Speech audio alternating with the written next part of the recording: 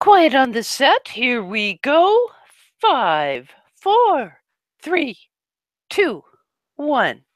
Hello, everybody. I'm Dear Myrtle's very distant cousin, Fräulein Schmidt. Welcome to Wacky Wednesday, where we're going to find out about a scanning project that's going on in Cousin Russ's office. A little bit before we get started. Dear Myrtle, for the past 2.5 years, has been showing this um, ethnicity graphic. That's what she has on her desktop and told me to share it with you. And I want to applaud her for doing that, being the wonderful, charming person that dear Myrtle is. Both she and Cousin Russ recognize the United Nations International Decade for People of African Descent. It concludes in the year 2024. Sounds like forever, doesn't it? But this is a good thing to be underscoring. Cousin Russ, I have to compliment you and dear Myrtle on reaching out to all people, regardless of race, color, creed, or national origin. I should think she should add religious origin. But maybe it's all about reaching out, helping each other do our research, climb our family trees, and documenting our cultural inheritance. So thank you for doing that, Cousin Russ, and thanks to dear Myrtle for asking me to share this with you. A long time ago, she showed this graphic called Build Community. And someone in the genealogy vertical said, all it takes is one hello to break the ice. And we really can work together and think globally, not internationally. We're global. It's all good. That's a good word to remember. I think so. So it's Wacky Wednesday. What the heck do you have in mind, Cousin Russ? What's up?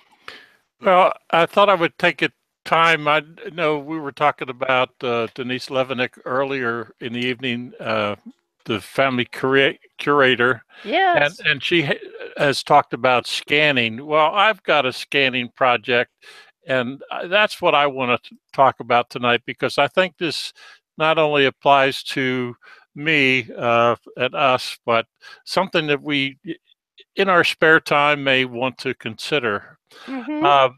My scanning project is the fine print under the bold says for someone else. And that's what this project that I started is for someone else. But I learned some things as I went through, and I started with a book. Mm-hmm. And here is the book. It's open. And I will show you at the end, I will show you the physical book that these pictures. It's in sleeves, and that will become part of this project. But there's another sleeve, and on the left is a family group sheet and a bunch of loose pictures on the right. Now, the archive lady would say there's something wrong here, and I certainly agree with that. But this is not my book, and that's the important thing is this is not my book. But I want to scan. So this is my scanning project. And here is where I did my scanning. Now, there's a little subtle hints, and I didn't realize this till I wanted to talk about this project. Mm-hmm. You will see a bunch of cords and cables around, but you will see no power cords.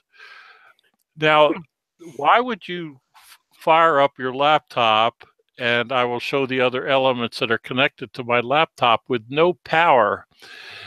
For me, that was so that I stick with a project for a certain period of time, usually the length of time the battery will last in my laptop. Okay. And this is not my desk. This is not my desk for a reason. I want to focus on the scanning project and not take down the rabbit hole that document might take me to. But let me point out a couple of things on the picture. Mm-hmm. The book that I have is in the back. and it says the book. That's where the book is open. The rings are open, so I can pull the page, the sleeve out of the book, and the document is in the lower right-hand corner out of the sleeve in the order that the documents are in that sleeve. Okay, and then page by page going through the book in the order that the other person created. That is correct. I want to give the book back to him in the order in which he lent it to me. Now, my scanner is on the left. Again, it has no power cords, so it is getting its power from my laptop. The only bad thing about this specific scanner is if I scan the backside of a white page, I don't get a blank page. So it's okay for this project, but that scanner, I don't like the fact that it won't scan the backside of a page. So I have a solution. Could you have printed from your printer a little sentence that said, "This page is intentionally blank"? Yes, absolutely. Okay, and then your scanner would pick it up. Yep, exactly. And I'm only about halfway through this project, so I may pick that up. But the important thing is, I was really disappointed when it would not do the backside of pages. Now I have a second monitor. Now I will show you what's on that monitor in a second, but I have a second monitor. Matter of fact, my presentation is on my second monitor, and the second monitor is what's being displayed. So it's a USB monitor that I carry in my backpack. But this was perfect for this. No power cords. Again, it's being driven by my laptop. Okay. And on my laptop is the scanning software. And here's what that looks like. Now, I know you can't see it very clearly, but the left image, there's 3 panels. The left panel is what the preview of the scanned image looks like, so I can look at it. I don't care about the detail. I just want to make sure that I can see it and it fits in the frame. It's not cattywampus or anything like that. Right. And the center panel is where I do the preview. It's got a preview button and it's got a scan button.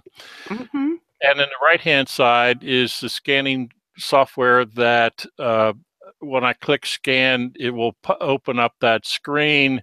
And there's a couple of things that this scanner has a feature that I got it for. It will label the scans for me automatically. So you could say scan 1, scan 2, scan 3, etc. I didn't want to do that. I wanted to label the scans in a certain way. And that's where Excel comes in. Because when I get done, I'm going to I wanted the file names to be in order. And the scanning software puts that label onto the image. So I don't have to mess around with file names at this point. All I want to do is focus on getting the document scanned. And that's why there's no power cord. I want to scan the documents in this book. Now, I noticed that you've highlighted 3 items out of several more that are all stuffed together in sleeve number 5. All right, now I did that for purpose. Let me get that. There it is. There are 3 in that box. Now, what I wanted to do is have an indication that I have taken that image and imported it into my software, into my genealogy database. So when I'm done, I've highlighted those 3 items with the file name so that I know what the file name was called in the scanned folder. I keep all the scans in one folder because at the end of the day, I will put all those scans on a thumb drive and hand it to him with his Excel spreadsheet. What you're looking at is an Excel spreadsheet. I just highlighted the fact that I wanted some indication for me and for the gentleman that I have incorporated those items in my database. So you decided to highlight it when you've put it in your database. That's correct. And I'll spend we'll do this if I'll talk about it a little bit later and how that will show up in the database. But this is my spreadsheet, and here it is in Excel. Now I wanted to the file name was easy because the magic lower right hand corner, if I highlight 4 cells and the lower right hand corner and I drag it down, Excel will do the file naming numbering for me. I just make sure my scanning software gives me that same file name. So it's been working great. Column B says location. It's really the sleeve number, what sleeve in the notebook, because I'm going to give him back this notebook the way he got it. And I don't want to mark up the sleeve. Now, I know how to do that. I could have my marker, but I'm not going to do that for him. If he wants to do it later, that's fine. But I marked the sleeves, and I did it in the order. The subject... Awesome. Yeah. This subject is kind of loose, doesn't make a lot of sense. You'll see envelope 2 front and back. I have no way to identify that envelope for sure, but I know it's the only envelope in sleeve 2, and it's got a front and a back, which I did both sides. Down in sleeve 3, you'll see letter 2 front and back. All indication on that letter was Friday afternoon. Front and back. Year. Oh, you had to put it that way. Yes. Yeah, I did. So, and the next is the letter number 3, front and back, which has a date on it. Note paper. There are scads of note paper, loose notebook paper, and I did a blog post on how I discovered the date of that note paper that I was looking at, but I just at random said, this is note paper 1, note paper 2, note paper, no big deal. And it has relationships on it. And I actually will show you what that looks like. I've blurred out the who because on some of the documents is about a specific person. And if you look there, you'll see clerk of the circuit court and church certificate. I'll show you what they actually look like. Okay. But let me compliment you here. I can see how you had to take yourself out of the Genia cave to the other table. It looks like a dining room table with holiday. It is. Yep. Yeah. With holiday tablecloth on it. And you did this specifically so that you could work for a short period of time, but very concentrated, so that you're maintaining the original order of things in the top loading sheet protectors or sleeves, as you're calling them, and that you're as accurately as possible noting dates, etc., or ways to describe what is in that sleeve on that image. And I think this is phenomenal, particularly since it's not your family. And so it's not like you can say, this is Aunt Gertrude, who married so-and-so. You don't know that yet. That's exactly right. And I don't know the provenance of that piece of paper. But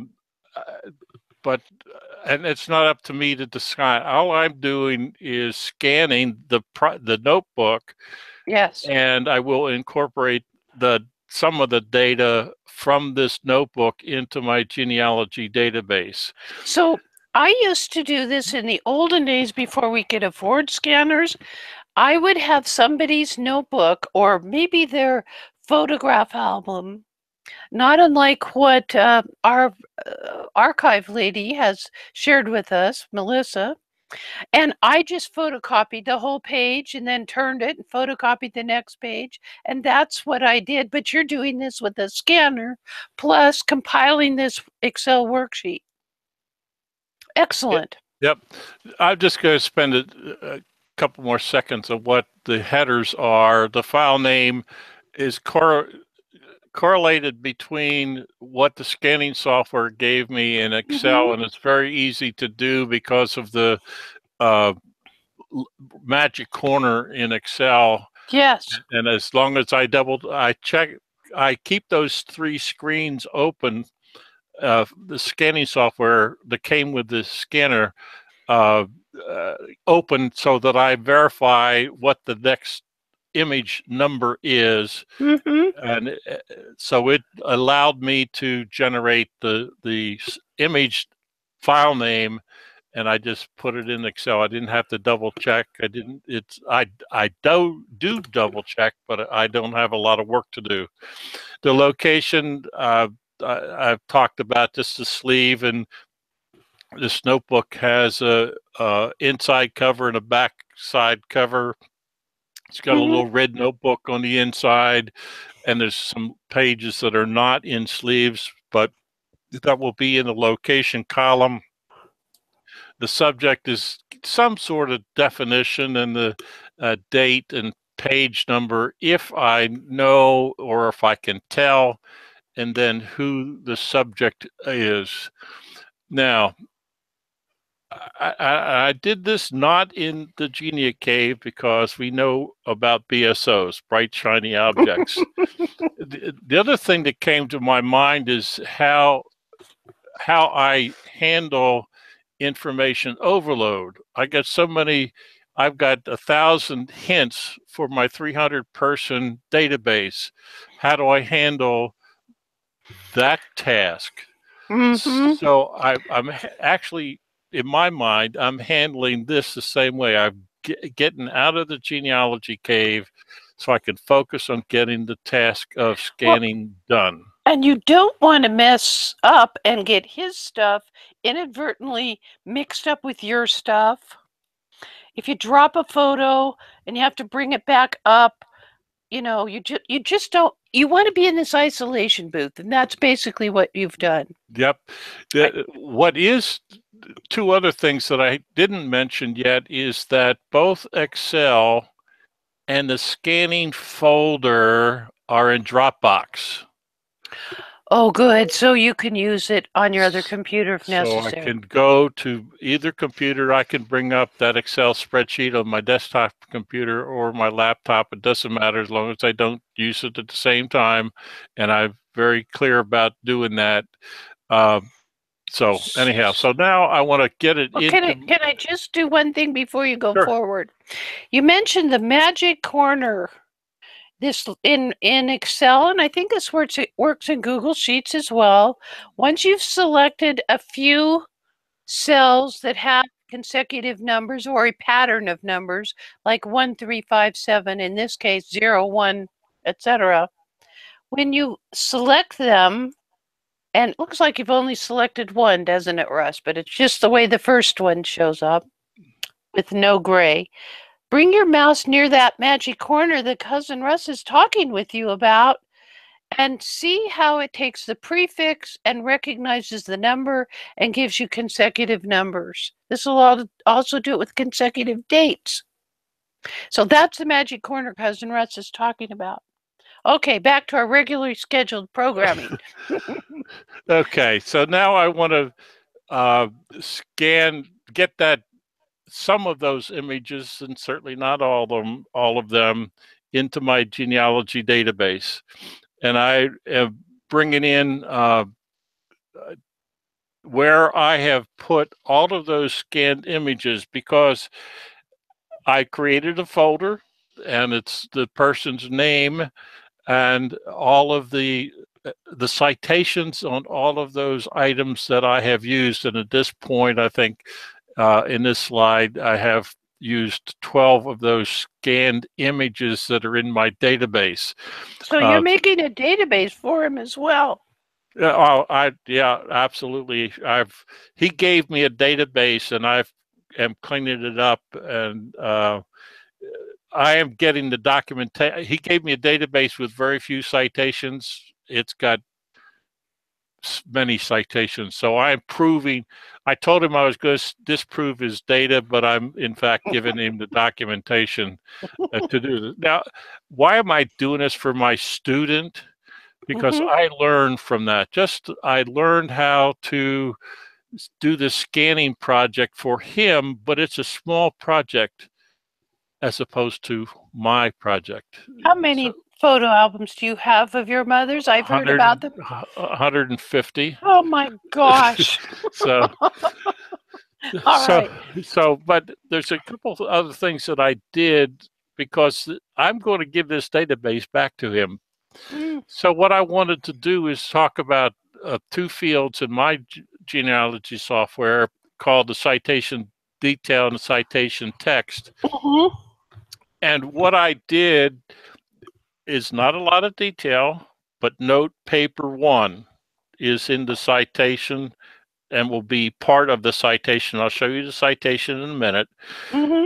But the citation text is not going to be included in the citation, but it says dark red notebook, note paper 1 in sleeve 5, and the scanned image number. Okay, so this is starting to correlate. I can see what those are. And I did not have to work at that. Once I had my Excel spreadsheet, the two monitors is a trick, by the way. So I was able to, I didn't have to guess. It was right there in my Excel spreadsheet. I just put it into my genealogy database. And here is what the citation would look like. Note paper 1. But that's what it is. But you have to go into the database to see what events that I have linked to that note paper 1. So here's my end result in this whole project is 1, I'm going to get rid of the book and return it to the gentleman. I will have scanned all the images. There'll be digital images that I will give back to him. And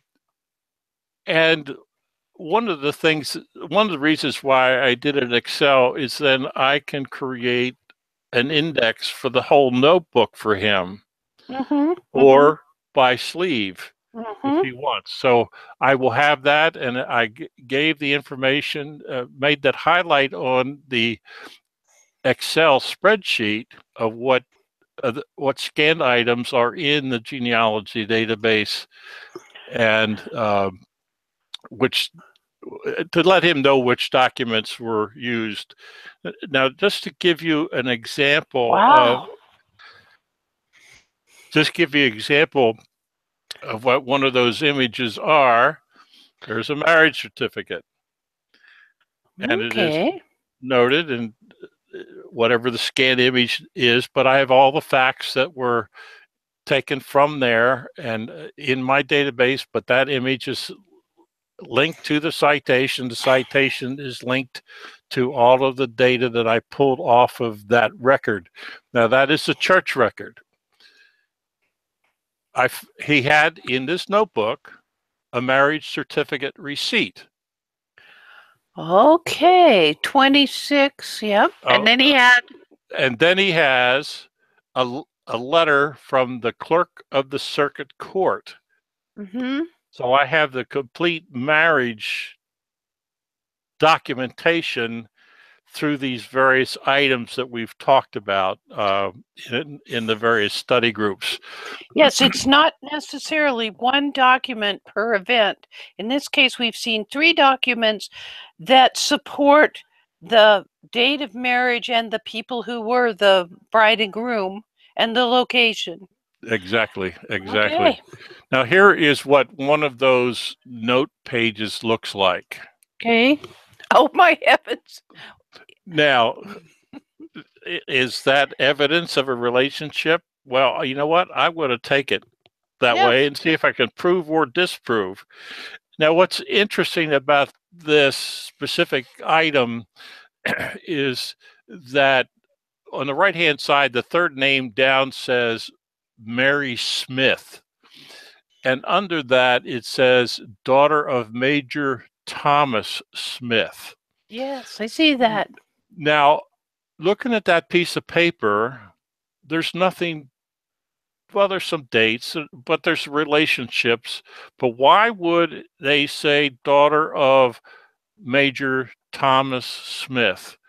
Well, one of the other letters that was there, that had I been doing this in the genealogy cave, I would have gone off on a tangent.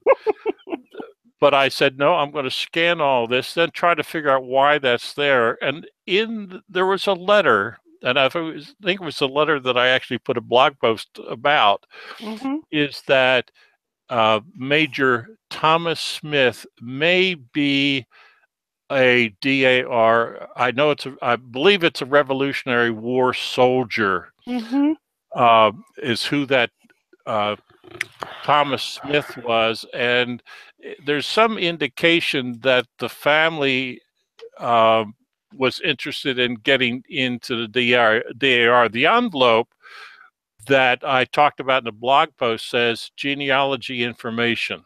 And in that letter was a reference to Major Thomas Smith. Now, the name above that, Catherine Broadway, I know that name from my own research. But another cousin.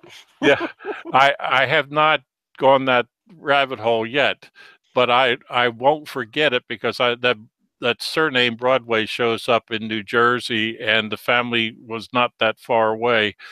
But the other interesting thing is the first name of William Dawson, Dawson. And because I was looking for a Revolutionary War soldier, this is back in the genealogy cave now, I found... Good thing you have a big house, cousin. I did some search for William Dawson. In fact, I had a hint for Revolutionary War for William Dawson, and I found a 14-page muster roll folder on fold 3.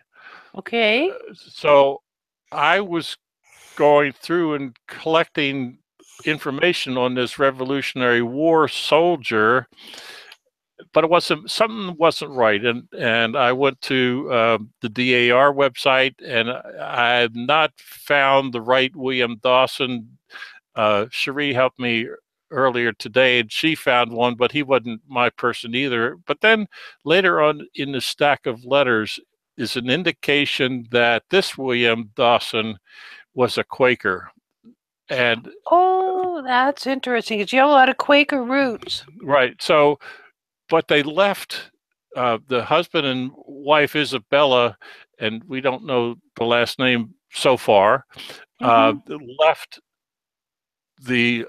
came across the pond about the right time to be in the colonies in time for the Revolutionary War, which is why I was not surprised to see Revolutionary War records. But when I found the information about being Quaker, I said, I don't think so. I think there's two people here. So anyhow, but there could be patriotic service. You didn't have to fight.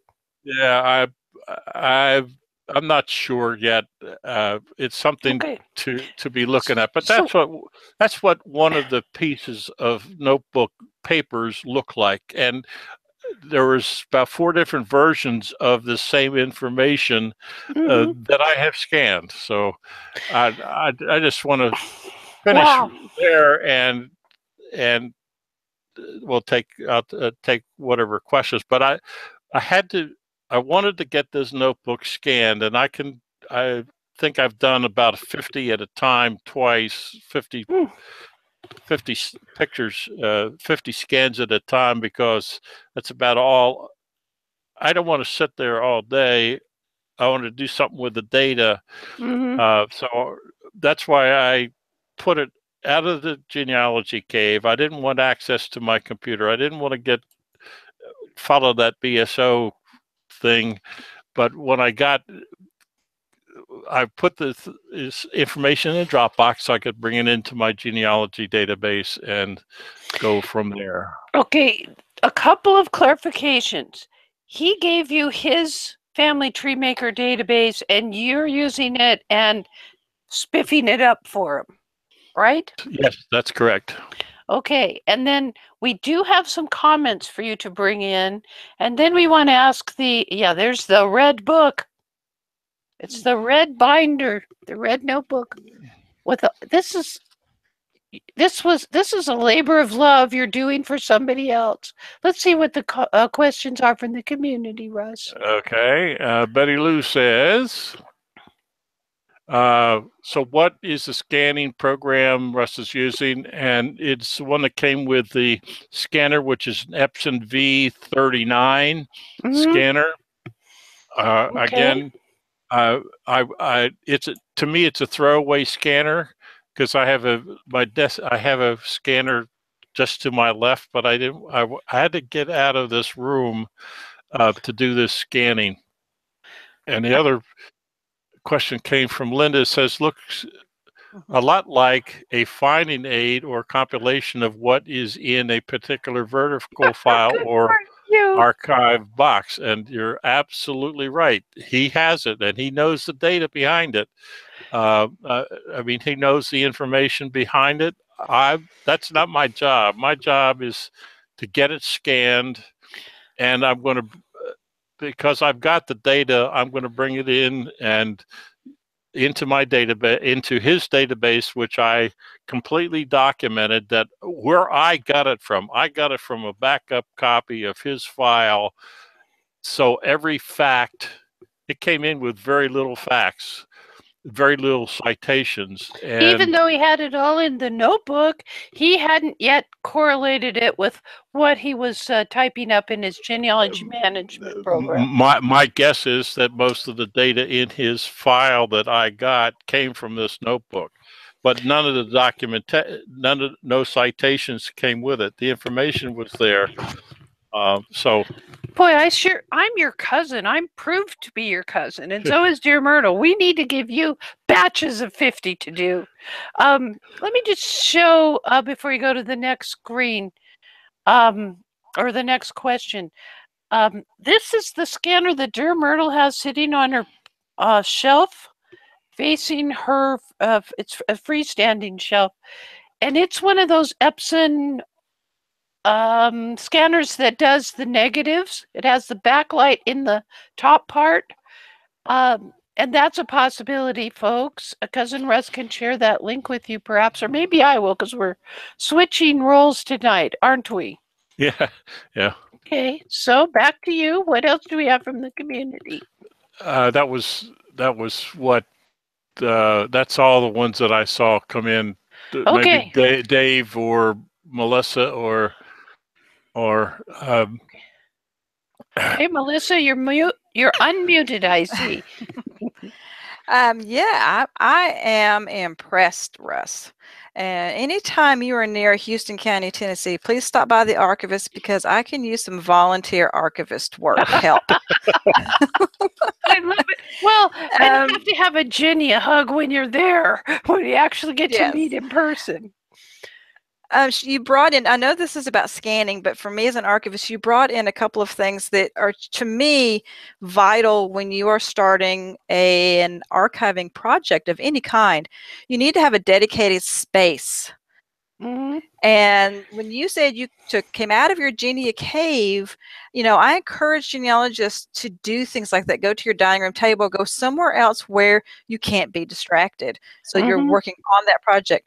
The part about the original order of the notebook, that is extremely important. And a lot of people look at it and they think, well, there's no order here. They've just put it in any which way. You don't know that. You know, a lot of times you aren't able to talk to the person who put it together. And so keeping it in original order down the road, it may become clear why it was in such order. It may not. But that is an excellent step in archiving your records. So you learned me something there, Melissa. You learned something. There's a little learning going on. We may have to be aware of that. Very cool. Well, good. Okay. Dave or True? This is phenomenal what he's doing. I know. I'm just like, all these thoughts are going up in my head about these little binders back here, this mess that you see. Yeah. So that Epson, I'm like really interested in that. Yes. And we may have time, Cousin Russ, to talk about how doing it for someone else is slightly different from doing it for yourself or doing it at an archive location. Right. All right, Dave, anything you wanted to say before we press onward? You're muted, darling. I think it's in line. There you are. I'm embarrassed to say that I've started a scanning project. I've got thousands of sheets of paper here, and I've scanned a few hundred because most of them are going to go into the shredder. And just watching what Russ did with that is very impressive. And I need to go back and watch this hangout a few times to catch on to what he's doing and how he's doing it and how I could apply it to the work that I'm doing down here, trying to get myself organized. Well, that does make sense. You can go to hangouts.dearmyrtle.com. You can also, you're a member of the Google Plus community, where there's the link right there to this hangout, and it'll be archived automatically as soon as we click the stop broadcast button. But any additional comments may be made here. And Cousin Russ, I'll share that link with everybody so they'll know where this post is over in Google Plus. All good. I got it. Oh, you did. You're just multitasking so beautifully. What would he do without you? Can I say one more thing? You bet. I wanted to comment on Russ's use of his spreadsheet, his Excel spreadsheet. As an archivist, we do this type of thing as well, like Linda was talking about manuscript collections and finding aids. But this is excellent for genealogists because you can put all the information about each document, photograph, or whatever you have. That way, you can look at your Excel spreadsheet you want and then go get that particular thing instead of having to flip through and disturb documents and photographs and things. You can go straight to what you want, and that's a good thing. Yes. What I didn't say, and I have tried not to, what I will do, what I have done, after I've scanned and moved back to the genealogy cave, because I have the spreadsheet, I have a hint of which documents I want to bring in. I don't mark it ahead of time. I could, but I chose not to. When I come back in and have my genealogy database, then I will go through my spreadsheet and then bring up the image. Again, two screens help out doing this. So I will have my genealogy software in one program, then I will have my second monitor that's got the file explorer so I can bring up an image, and Excel. Do I want to bring that one in? I already got that one, so I don't. It's a copy that was in a different sleeve. But the important thing for me was to get it in and out of the sleeve once. Good. I don't want to go back into it. The only, and I'll say this again because it was my error, but I now have a different way of handling the backside. I would prefer, and I tell this class that this person's a member of, that scan both sides, and I will go forward and do that and put the spreadsheet, put a blank sheet of paper in there. So it's another couple of bits of information that are in my Excel spreadsheet. That's okay. I just want to bring in the front side, but have a record that there is a backside or there wasn't a backside. So if when you're looking at a scanner, see how it handles a blank sheet of paper. I was very disappointed in this one specifically because it didn't do that. I couldn't figure out why, but even some of the papers that I have, and you could sell, most of them are not white. They're they're aged, but it still wouldn't pick up if it didn't have any text on it. And back of an envelope worked because there was enough shadow from the scanner, from the folds and stuff like that. So yeah. I think we need to bring in Linda's comment because it's very important, and to underscore that again. Yep. Linda says, come on. Oh, okay. There it is. Just and in just once. Yep. We just need to handle it once and save it. It will survive. Yep. And again, my goal is to keep it in the order. Now, I went one step further. Every once in a while, he'd have all the images one side up, but the last one was upside down. In other words, the picture, for an example, was facing out, not in the same direction that the rest of the papers were. So I tried to keep that very consistent, but I put them back as I took them. When I took the stack out of the sleeve, 5 or 6 pages out of the sleeve, and then I put them all, after I scanned them, I put them all back in at one time. I didn't put each page in one at a time. I put the stack back in. That would be easier, yes. Yeah, and Stephanie has something that she said, I use infrared view to stitch a front and back scan together so they are never parted, no matter where the info goes. Thank you, Stephanie. Here's the link to that's so hard for me to say it too. Fan View, IR Fan View. Here's the link, Cousin Russ. And there's a 32-bit and a 64-bit, so that implies it's PC. I think Windows app. I thought they had a Mac version. They may very well. I just don't know. So, but folks can look into that. All right, now having done this outside of your regular Ginia cave and in the isolation booth of your dining room between Thanksgiving and Christmas dinner, now that you've done this for someone else, if you were doing it for yourself, would you still isolate yourself when you start tackling one of your mother's photograph albums? Absolutely. And the lessons learned was that I can do it in small bits and pieces, one bite at a time, as the way you're supposed to eat an elephant, whatever that means. I do it in small bites, and I intentionally did no power so that I would be limited to the amount of time that I spent doing that based on the power of the battery in my laptop. Which was also running your second monitor. Exactly. So I had two external devices on my laptop, but I didn't want to spend all day there. I wanted to take that small bite, deal with it, 5 or 6 slaves, whatever it was, and then get up and do something else and come back later. Okay, so we've got 2 comments. Then we got another thing to talk about, and I think you will talk about that. Okay. And Cheryl says, could you put a comment on the blank sheet, like blank page? Yes, that's what I'm going to do. And Linda says, Infran View is great. And I've had that program on my computer.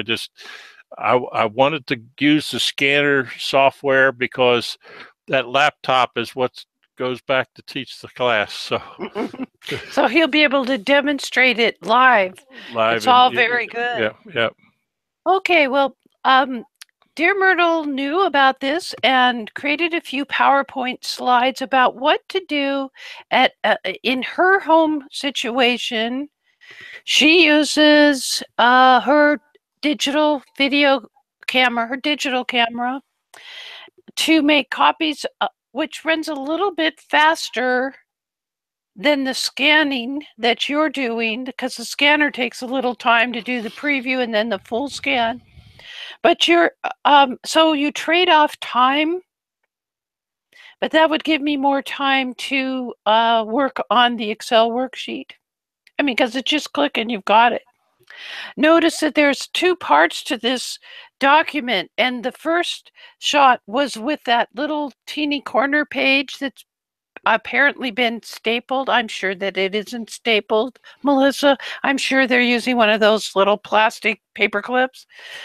But anyway, first it was covering that top quadrant, and then it was pulled back for the second image. And then the other thing that Dear Myrtle wanted you to know about was what you do when you're at an archive. And this is a policy or practice that you also use, Cousin Russ. Yep, I do. What is Dear Myrtle doing here? This is, I call it bookends.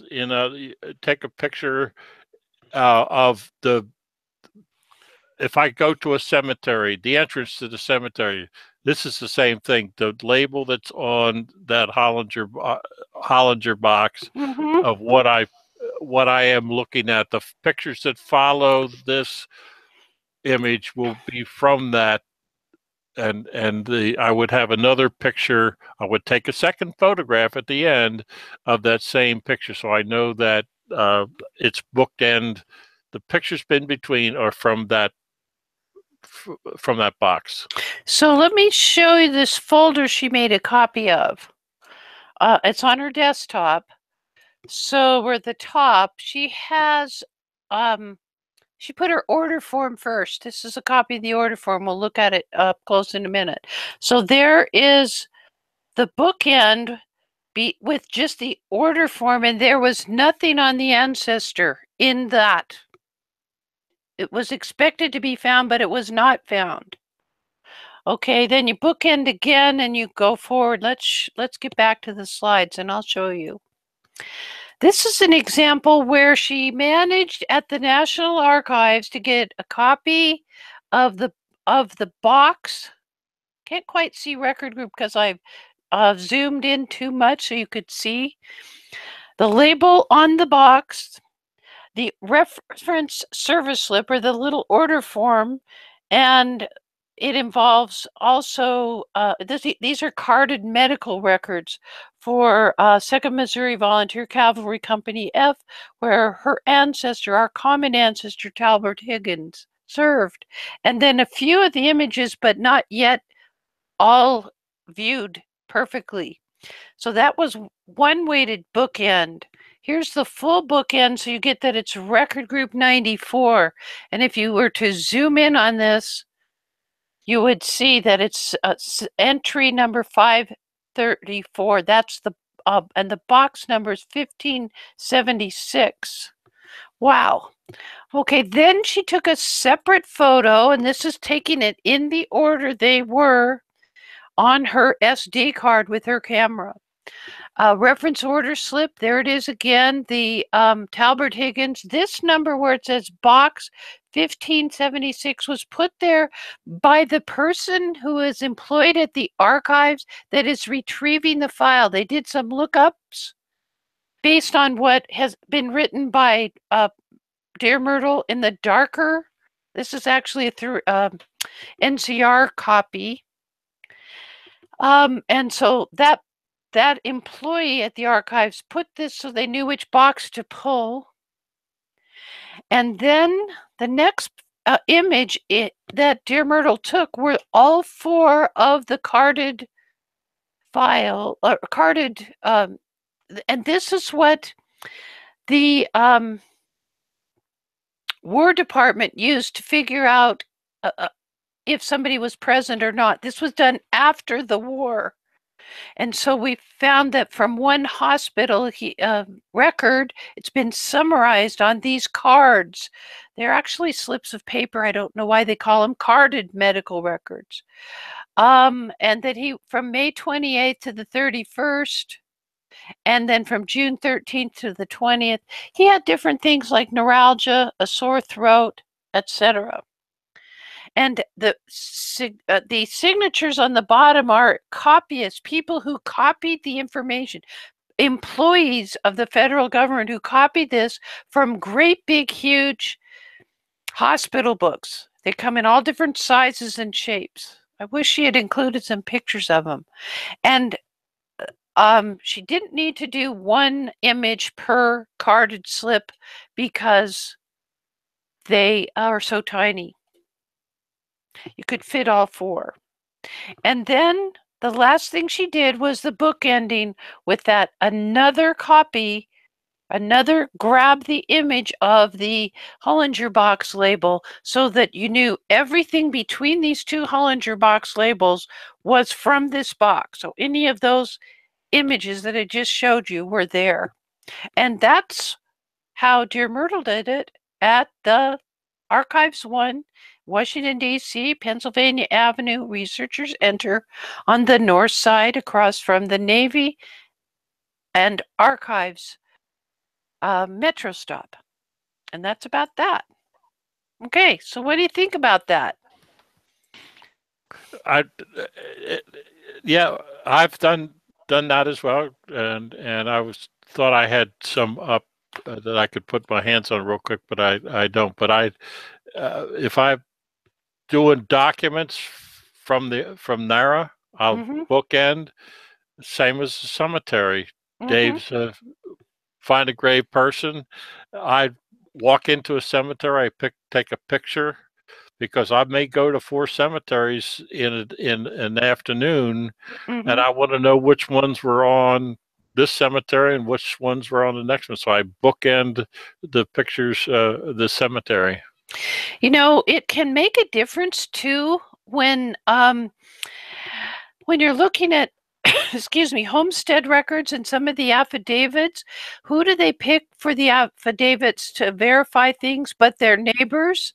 And their neighbors are very likely their in-laws or their, outlaws, whatever.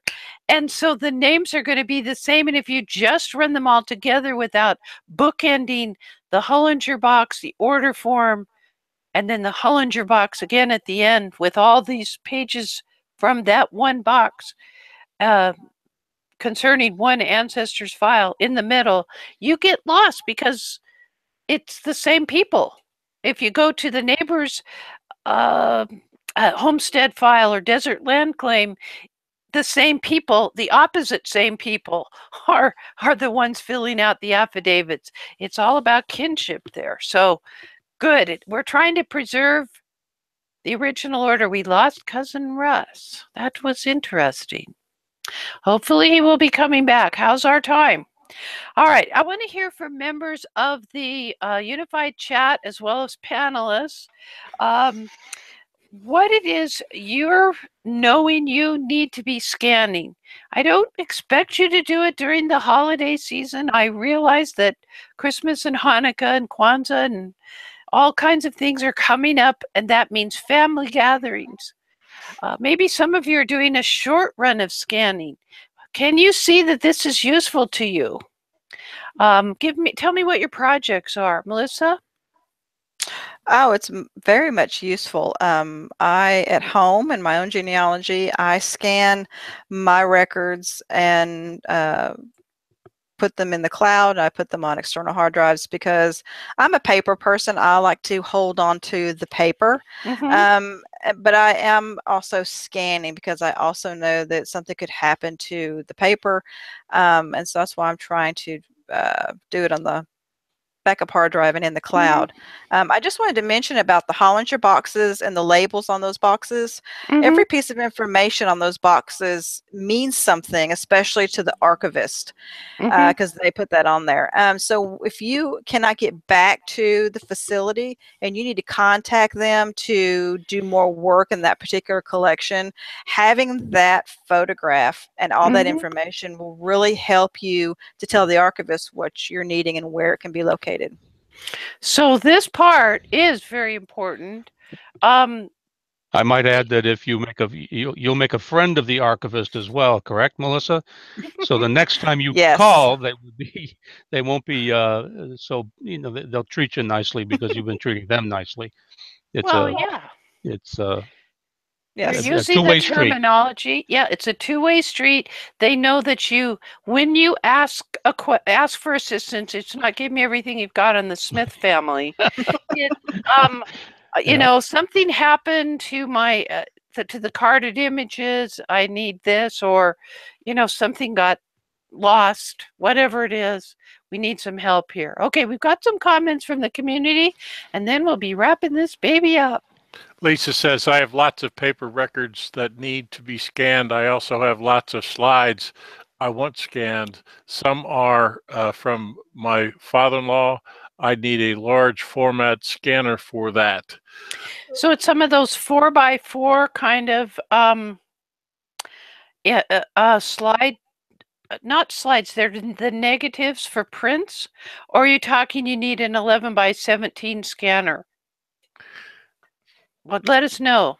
Okay. If my comment on that is, rather than scan, that would be a perfect use for me. I've got some death certificates that I want to scan, but my scanner won't handle that size paper. My camera, however, is size sensitive, so I would digitize that death certificate using a picture. I would use that device right there to get that image, that large image. And what's also nice is that some of our scanning software, like FlipPal, for an example, and other programs have stitching capability. So you can stitch the pictures together, and I've done that several times with FlipPal, but the same software or other picture software will let you stitch pictures together, and they really do a pretty good job at that.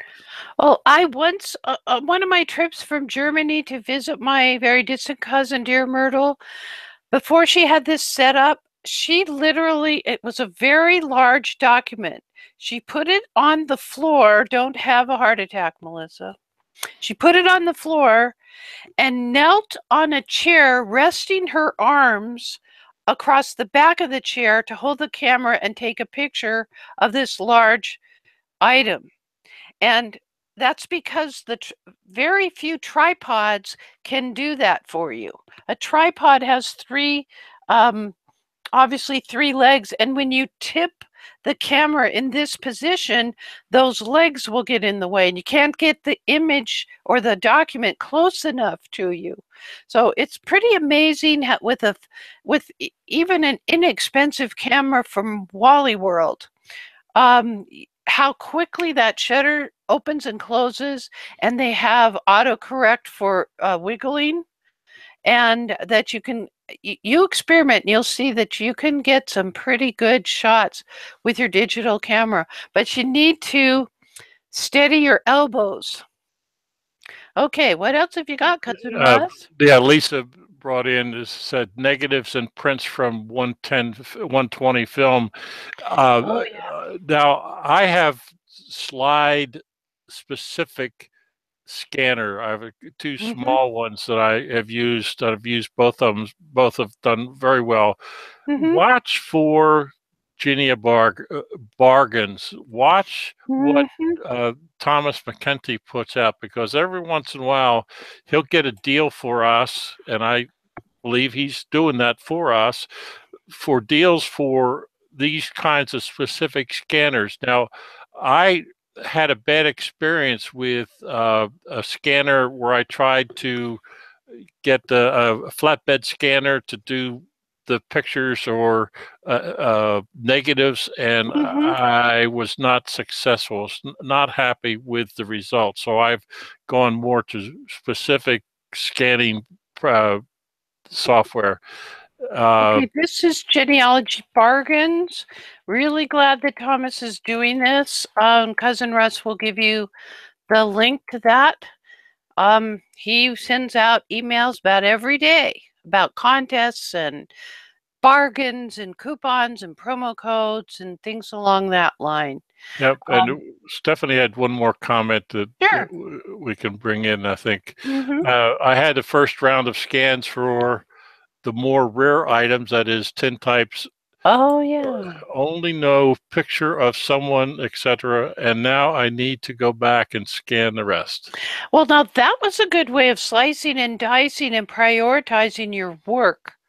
You know, Cousin Russ talked about isolating himself, but you're talking about let's get the most rare, most valuable things. For heaven's sakes, going down by Santa Monica Boulevard in California, the hills are ablaze. Home after home has been destroyed by these wildfires, and we don't know but what that can happen. You can't carry everything with you. So if you've got a copy that you've digitized, and Cousin Russ says he keeps it in Dropbox, I know Dear Myrtle does that. It's amazing how much she tells me about what she's doing in her Jenny cave. Anyway, Cousin Russ, we can't thank you enough for being here tonight and sharing with us your system, your workflow, and what you've learned about doing scanning for someone else, how it will apply to your own research. And then we had the option to look at two options that Dear Myrtle had used, one at an archive. So very cool. Thank you so much, everyone, for being here this evening. I hope Dear Myrtle brings me home a doggy bag because I am one hungry for Fräulein Schmidt. So on behalf of Cousin Russ, there's nothing left to say but happy family tree climbing, everybody. That's a wrap.